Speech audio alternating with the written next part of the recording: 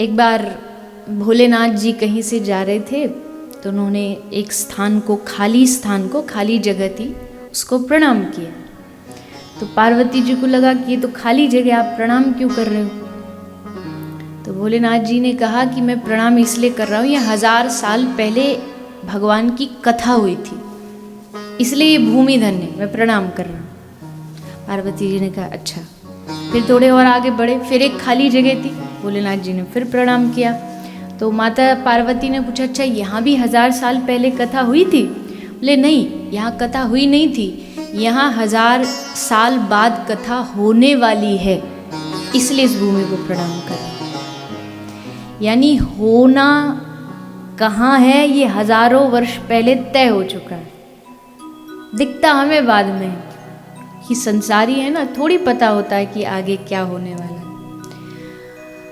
और जहाँ तक बात रही धर्म की, तो जो सनातन नहीं मिटा कंस की ललकार से, जो सनातन नहीं मिटा रावण की हुंकार से, वो सनातन क्या मिटेगा आजकल इन छोटी मोटी सरकार से। तो एक बड़ी प्यारी कथा है, कथा क्या कहानी है, पर आज की संदर्भ में, आज की इस परिस्थिति में एकदम फिट बैठती है। एक बार क्या हुआ, कुछ मेढक को गुजराती में क्या बोलते?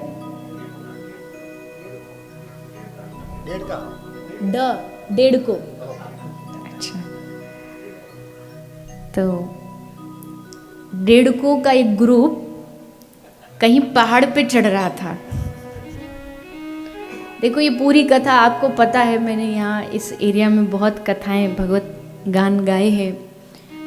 तो मैं कथा में आधी गुजराती सीखती हूँ और आधी ब्रजभाषा सिखाती हूँ, तो एक्सचेंज चलता है। आप मुझे गुजराती सिखाओ, मैं थोड़े थोड़े आपको ब्रजभाषी, एक दो ठेठ जो ब्रज की भाषा है वो सिखाऊंगी। तो डेढ़को का एक ग्रुप ऊपर पहाड़ पे चढ़ रहा था।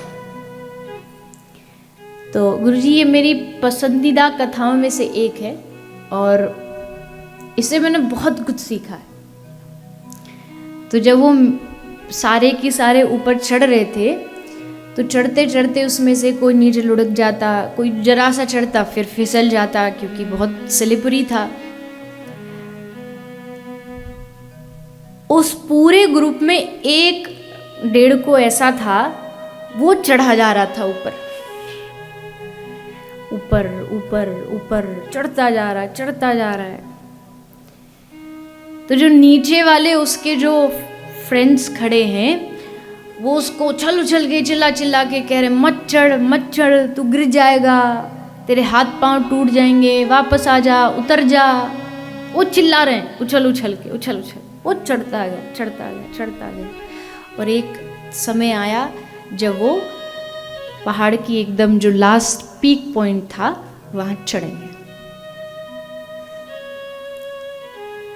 अब वो चढ़ा कैसे जानते हो? मालूम है कैसे चढ़ा, क्यों चढ़ा? वो इसलिए चढ़ा क्योंकि वो मेढक, वो डेढ़को कान से बहरा था, उसे सुनाई नहीं देता था। तो जब वो चढ़ रहा था पहाड़ पर और जो नीचे वाले उछल उछल के चिल्ला रहे थे मत चढ़ गिर जाएगा, तो उसको लगा कि ये सब मेरा कॉन्फिडेंस बढ़ा रहे हैं, मुझे चीयर्स कर रहे हैं, चढ़ जा, हम तेरे साथ हैं, नेताजी तुम आगे बढ़ो, हम तुम्हारे साथ हैं। तो उसे लगा मुझे चढ़ा रहे हैं, बिल्कुल एकदम उत्साह भर रहे हैं, चढ़ जा, और वो चढ़ गया। जीवन में कभी भी किसी को कुछ भी करना हो, ये कहानी मुझे लगता है उसके लिए सबसे अच्छी है। कुछ अच्छा करना हो तो बहरे बन जा। मुझे सुनाई नहीं देता, मुझे दिखाई नहीं देता, और मैं चढ़ूंगा। जितना तुम कहोगे मत चढ़ गिर जाओगे, मैं उतना ही चढ़ूंगा, क्योंकि मुझे लगेगा ये चढ़ा रहे हैं, ये मुझे ऊपर चढ़ा रहे हैं कि और आगे बढ़, हम तेरे साथ, हम तुम्हारे साथ। कान खोल के सुनने लगे तो गड़बड़ हो जाएगा, उत्साह खत्म हो जाएगा। अरे हम तो धर्म का काम कर रहे हैं, हम तो अच्छा काम कर रहे हैं, फिर भी ये। लेकिन सच कहा है महापुरुष, ये बात झूठी नहीं है, ये एकदम सच्ची बात है।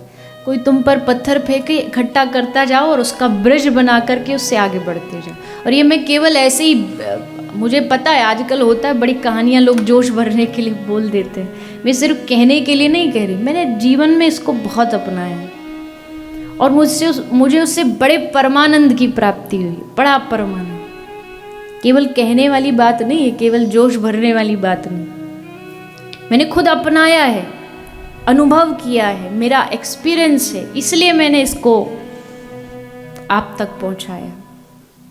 जीवन में हर किसी के, परिवार में भी ऐसा बहुत होता है, आप कुछ करना चाहते हैं, कोई दूसरा कुछ, तो भी यही सोचते जाओ कि कान बंद और बढ़ते जाओ धर्म के मार्ग पर, भक्ति के मार्ग पर, जो भी आपका रास्ता है, बस आगे चलते जाओ।